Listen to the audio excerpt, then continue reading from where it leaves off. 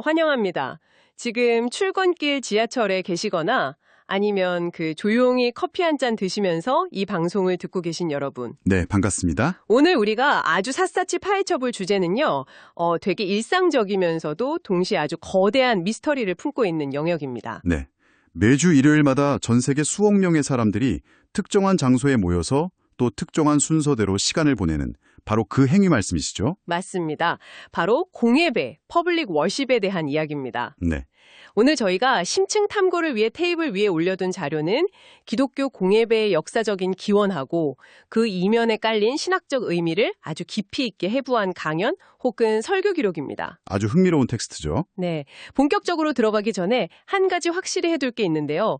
저희의 미션은 이 자료에 담긴 종교적인 신념을 여러분한테 강요하거나 비판하려는 게 절대 아닙니다. 그렇죠. 우리는 철저하게 관찰자 입장에서 분석하는 거니까요. 맞아요. 원본 텍스트가 전개하고 있는 그 대단히 흥미로운 신학적 논리랑 역사적 배경을 아주 객관적이고 생생하게 전달해드리는 게 저희 목표입니다. 매주 반복되는 그 모임이 단순한 의무가 아니라 엄청나게 역동적이고 논리적인 언약의 만남이라는 그 핵심을 뽑아내보는 거죠. 네네. 자, 그럼 대화의 문을 열기 위해서 지금 듣고 계신 여러분께 질문을 하나 던져보겠습니다. 수백 명이 모이는 어떤 행사가 아무 혼란 없이 굴러가려면 가장 밑바탕에 뭐가 깔려 있어야 할까요? 글쎄요. 참여하는 사람들 모두가 동의하는 명확한 질서나 규칙 같은 게 아닐까 싶네요. 아, 정확합니다. 오늘 분석할 자료에서도 바로 그 질서라는 키워드를 엄청 유쾌한 비유로 끄집어내더라고요. 네, 그 비유 참 재밌었죠. 네, 화자가 청중들한테 묻습니다. 여러분, 오늘 밥 드실 때 왜 코가 아니라 입으로 드셨습니까? 너무 당연한 질문 같지만 뼈가 있는 통찰이었어요. 그러니까요. 인간의 몸조차 철저하게 부여된 목적이랑 완벽한 질서에 따라 움직이는데 신과 인간이 만나는 공간에 질서가 없다는 건 어불성설이라는 논리죠. 맞습니다. 저는 여기서 영화 매트릭스의 그 유명한 장면이 딱 떠올랐어요. 지금 듣고 계신 여러분 앞에도 두 개의 알약이 있습니다. 파란 약과 빨간 약이군요. 네. 파란 약을 드시면 지금까지처럼 그 주보에 적힌 순서들이 도대체 무슨 의미인지, 왜 지금 자리에서 일어나야 하는지 모른 채 그냥 멍하니 앉아 계시게 될 거고요. 빨간 약을 드시면요? 빨간 약을 선택하시면 오늘 저희랑 같이 수천 년간 이어져 온 그 견고한 질서의 진짜 의미를 해독하시게 되는 겁니다. 다들 빨간 약을 고르셨을 거라 믿고 텍스트 핵심으로 바로 들어가 보죠. 좋습니다. 우리가 살펴본 이 자료의 첫 번째 논점은요. 현대인들이 흔히 가지는 오해에서 출발합니다. 오해요? 어떤 오해죠? 요즘 사람들은 정해진 틀이나 엄격한 순서 같은 걸 본능적으로 좀 답답해하잖아요. 개인의 자유를 억압받는다고 느끼니까요. 아, 그렇죠. 왠지 종교 모임이라고 하면 감정적으로 자유롭고 즉흥적인 게 더 영적일 거라는 착각을 많이 하죠. 맞아요. 그런데 이 자료는 성경의 고린도전서 14장을 인용하면서 그걸 정면으로 반박합니다. 창조주는 무질서의 하나님이 아니라 화평의 하나님이라는 거죠. 화평이요. 보통 화평이라고 하면 마음의 평화나 조용한 분위기 이런 걸 떠올리지 않나요? 네. 그런데 텍스트를 깊이 파보면 이 화평이라는 단어가 언어학적으로 진짜 재밌습니다. 헬라어로는 에이레네, 히브리어로는 그 유명한 샬롬을 뜻하거든요. 아, 샬롬. 많이 들어본 단어네요. 이게 단순히 전쟁이 없고 조용한 상태가 아니에요. 모든 것이 있어야 할 자리에 올바르게 위치해 있는 완벽한 조화와 질서를 의미합니다. 이야, 완벽한 질서.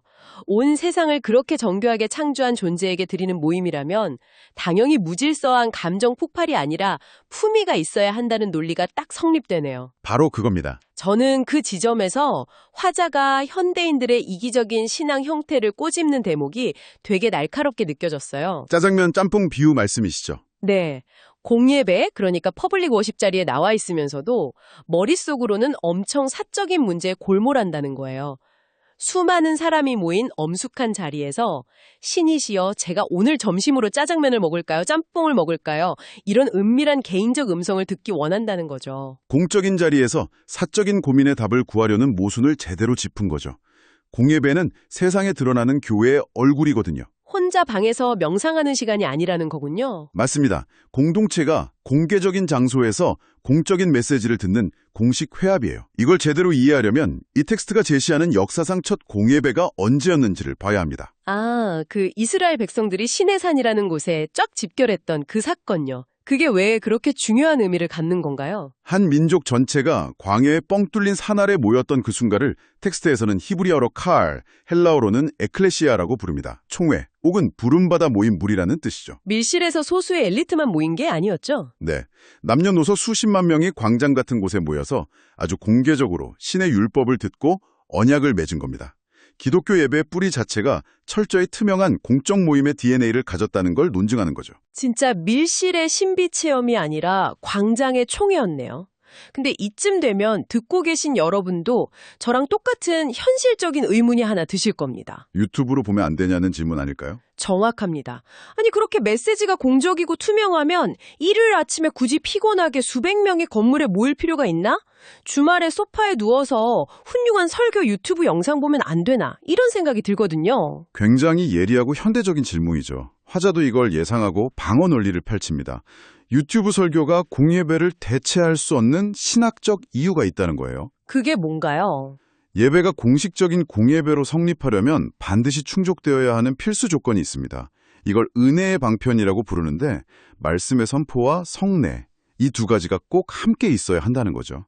아, 유튜브에는 말씀, 그러니까 설교는 있지만 두 번째 조건인 성례가 없다는 거군요. 눈에 보이지 않는 은혜를 눈에 보이는 물질로 확인하는 세례나 성찬 말이죠. 그렇습니다. 특히 성찬의 중요성에 엄청난 무게를 둬요. 빵과 포도주를 먹는 행위가 공동체 결속을 다지는 공적 예배의 핵심이라는 겁니다. 여기서 화자가 들려주는 16세기 종교개혁자 존 칼뱅의 비하인드 스토리가 진짜 기가 막히죠. 와, 저도 그 스위스 제네바 시의원들이랑 칼뱅이 갈등했던 부분 읽으면서 빵 터졌습니다. 종교적 이상이랑 아주 세속적인 경제 현실이 정면 충돌했잖아요. 네, 칼뱅은 공예배가 온전해지려면 매주 주일마다 빵과 포도주를 나누는 성찬을 해야 한다고 강력하게 주장했어요.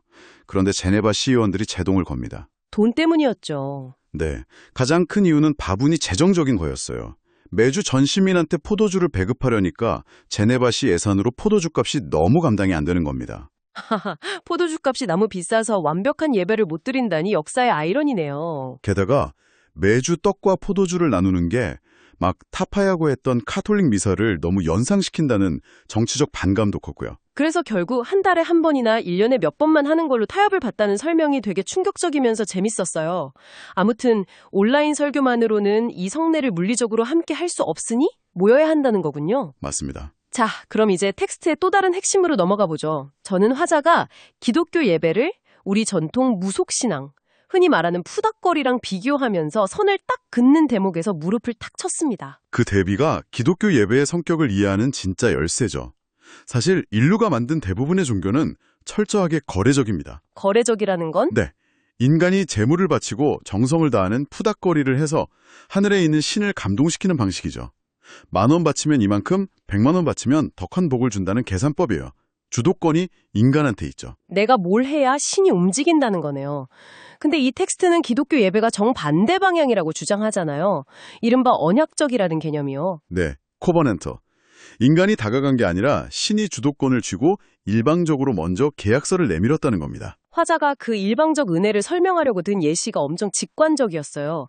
2015년에 태어난 선율이라는 아이 이야기였죠. 네, 목사인 나보다 더 잘생기거나 훌륭해서 구원받은 게 아니라는 예시가. 맞아요. 이 아이가 세상에 존재하기도 전에 신을 기쁘게 할 어떤 정성을 바치기도 전부터 그저 무조건적으로 선택했다는 거잖아요. 내가 뭘 바쳐서 마음을 돌리는 게 아니라 이미 베풀어진 거대한 은혜 안에 내가 편입되었다는 것. 이게 예배의 출발점이라는 게 놀랍더라고요. 그게 바로 지독신앙과 언약신앙을 가르는 결정적 분수령입니다. 신의 환심을 사는 시간이 아니라 수지타산 따지지 않고 이미 주어진 압도적 은혜를 확인하는 시간이 공예배라는 거죠. 철저하게 받는 것으로 시작하네요. 근데 여기서 재밌는 반전이 일어납니다. 시작은 그렇게 일방적이었는데 그 은혜 안으로 발을 들이는 순간부터 예배가 쌍방향 소통으로 180도 바뀐다는 거잖아요. 아주 정확한 분석입니다. 조건 없는 은혜를 경험하면 억지로 짜내지 않아도 자발적인 반응이 나오게 되거든요. 텍스트는 이걸 신앙이라고 부릅니다. 신이 다가오고 인간이 응답하는 역동적인 핑퐁 게임이네요. 네, 그 핑퐁 게임, 대화의 구조가 눈에 보이는 형태로 나타난 게 바로 매주 사람들이 받아드는 주보 속 예배 순서라는 게 이 강연의 가장 핵심 통찰입니다. 와, 여러분, 상상력을 좀 발휘해 보시죠. 지루해 보이던 그 주보가 거대한 대화 스크립트였다니. 첫 번째 순서가 부르심과 기원이잖아요. 이게 단순히 행사 시작 알리는 안내방송이 아니라는 거죠. 절대 아닙니다. 창조주가 백성들을 만남의 자리로 초청해서 먼저 환영 인사를 건네는 시간이에요. 신이 대화의 포문을 여는 겁니다. 그거 듣고 나니까 예배 시간에 맨날 10분씩 늦는 게 새롭게 보이더라고요. 행사 앞부분 좀 놓친 게 아니라 우주의 창조주가 먼저 반갑게 인사하는데 딴청 피우고 씹은 거잖아요. 대화의 기본 예의를 어긴 셈이죠. 그렇게 신의 부르심에 인간이 찬양으로 응답하면 두 번째 단계인 용서하심으로 넘어갑니다. 십계명과 사죄선언이 나오죠. 저는 여기서 화자의 해석이 제일 속 시원했어요. 십계명이 족쇄가 아니라 명확한 가이드라인이라는 거요. 아까 말한 짜장면과 짬뽕 딜레마가 여기서 완전 해결됩니다. 둘 다 죄가 아니다. 맞아요. 많은 분들이 어느 회사 이직하는 게 신의 뜻일까 끙끙 드는데 살인이나 도둑질 같은 명백한 죄가 아니면 짜장면이든 짬뽕이든 내 맘대로 선택해도 된다는 그 엄청난 자유. 이사 갈 때 손 없는 날 찾아보고 운세에 따라 옷 색깔 맞추는 불안한 세상 사람들과 대비되면서 그 해방감이 장난 아니더라고요. 바로 그 엄청난 자유의 토대 위에서 한 주간의 연약함을 고백하고 용서받는 사죄 선언이 선포되는 겁니다. 동물의 피를 제단에 뿌릴 필요 없이 언약에 근거한 참된 고백만으로 완벽하게 용서받는다는 거죠. 자비롭고 거대한 존재를 다시 각인하는 장치군요. 자, 이제 세 번째 단계는 말씀하심과 헌상입니다. 메시지를 듣고 헌금 바구니가 도는데 솔직히 저 포함해서 다들 그냥 지갑에서 돈 꺼내서 기부하는 의무적인 시간으로 생각하잖아요. 겉보기엔 돈을 내는 거지만 화자는 이게 왜 단순한 헌금이 아니라 헌상인지 그 본질을 파헤칩니다. 위로 올려드린다는 뜻이거든요. 내 존재 자체를 올려드리는 자기 부인의 행위라는 거. 맞습니다. 지갑 속 돈의 일부가 아니라 내 시간, 내 인생의 굴곡, 직장에서 일할 수 있는 능력, 심지어 학비 돼주신 부모님 만난 환경까지 내가 똑똑해서 이룬 게 아님을 고백하는 그 엄청난 겸손의 선언이 고작 10,000원짜리 지폐 한 장에 압축된다는 게 와, 진짜 철학적이더라고요. 수직적 교제가 절정에 다다라는 순간이죠. 나의 모든 것이 당신의 것임을 인정하고 나면 마지막 대미를 장식하는 네 번째 단계, 보내심으로 넘어갑니다. 주보에 보통 축도라고 적혀있는 강복선언 시간이죠. 지금 듣고 계신 여러분, 이 대목에서 귀 쫑긋 세우셔야 합니다. 화자가 엄청 유쾌하고 실용적인 팁을 하나 주거든요. 보통 이 시간 되면 다들 눈 꼭 감고 고개 푹 숙이잖아요. 그쵸. 보통 기도로 생각하니까요. 근데 화자 설명에 따르면 이게 목사가 회중을 대신해서 신한테 복 좀 달라고 비는 게 아니더라고요. 네. 신이 목사의 입과 손을 대리인으로 빌려서 직접 복을 일방적으로 선포하는 시간입니다. 그러니까 눈 감고 있을 이유가 없는 거예요. 화자가 외치잖아요. 눈을 감지 말고 번쩍 뜨고 목사 손을 당당하게 쳐다봐라. 시각적으로 그 복을 확인하면서 세상으로 나갈 에너지를 챙기라는 조언. 다음 주말에 한번 꼭 해보시길 바랍니다. 그 부분 참 재밌었죠. 예배가 얼마나 시청각적이고 생동감 넘치는지 보여주는 예시예요. 자, 강복선언 끝났으니 다들 화장실 가려고 일어나겠죠? 하지만 텍스트의 논리는 아직 안 끝났습니다. 수평적 교제가 남았죠. 맞습니다. 수직적 교제만큼이나 현실에서 더 뼈아픈 수평적 교제요. 바로 광고 시간입니다. 사실 주차 안내나 행사 일정 말해주는 지루한 행정방송쯤으로 넘기기 쉬운데 고대교회 전통이었던 거룩한 입맞춤을 나누는 성도의 교제 시간이라는 해석이 신선했어요. 여기서 화자가 든 대관령 비유가 기가 막혔죠. 아주 한국적이고 찰떡 같은 비유였습니다. 그 거대하고 험난한 대관령 산맥처럼 우리 인간관계에도 도저히 못 넘을 장벽이 있잖아요. 나이 차이, 지역 출신, 성격 차이. 근데 화자가 반문합니다. 방금 그 거대한 신의 은혜를 경험해놓고 내 옆자리에 앉은 나랑 성향 좀 다른 사람이라는 그 작은 대관령 하나 못 넘느냐고. 맞아요.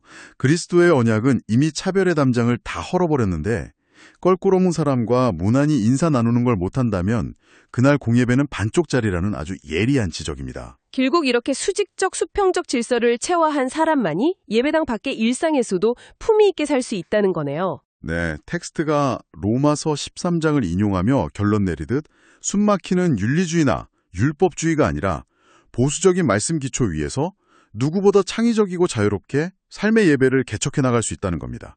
오늘 저희가 함께 파헤쳐본 이야기들 어떠셨습니까, 여러분? 매주 반복되던 주보 순서가 지루한 관행인 줄 알았더니 점쟁이한테 안 가도 되는 자유, 피 흘리지 않아도 되는 완벽한 용서, 헌상이라는 철학적 자기 부인, 그리고 대관령을 넘는 수평적 연대의 힘까지 담긴 거대한 대화였네요. 사적인 소원비는 푸닥거리가 아니라 아주 지성적이고 영적인 축제인 거죠. 자, 그럼 오늘 심층 탐구를 마무리하면서 지금 듣고 계신 여러분께 이 논리를 한 단계 더 밀어붙인 도발적인 생각거리를 하나 던져드리고 싶습니다. 어떤 질문일지 기대되네요. 만약 일요일의 공예배가 창조주가 부여한 완벽한 질서와 언약의 현장이라면 당장 내일 아침 월요일부터 토요일까지 펼쳐지는 여러분의 현실은 과연 어떤가요? 출근길 꽉 막힌 도로, 비합리적인 직장 상사, 예상치 못한 사고들. 우리의 일상은 때때로 완벽한 혼돈과 무질서 그 자체잖아요. 정말 그렇죠. 질서의 신이 세상을 주관하신다면 대체 왜 예배당 밖의 현실에는 이런 통제 불가능한 부조리를 허락하시는 걸까요? 어쩌면 우리가 일상에서 겪는 이 고통스러운 혼돈조차도 일요일의 그 완벽한 질서를 간절히 갈망하게 만들려는 더 거대한 언약적 설계의 일부는 아닐까요?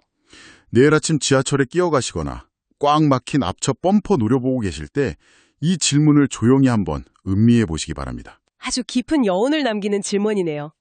지금까지 여러분의 일상에 지적인 자격을 더해드린 시간이었습니다. 평온한 하루 보내십시오.